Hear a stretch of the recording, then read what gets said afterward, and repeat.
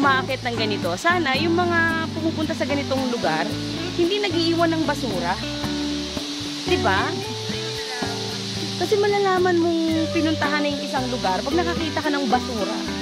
Alam mo yung ang daming mga irresponsableng dayo ka na nga, tapos nag-iwan ka pa ng basura. Ang kapal ng mukha, nakakainis. Oh, look mga beso, ang ganda-ganda ng lugar. Green na green, tapos makakakita ka ng plastic. Diba nakaka-bad trip? Oh, ayun pa. Yan pa, di ba? Hello?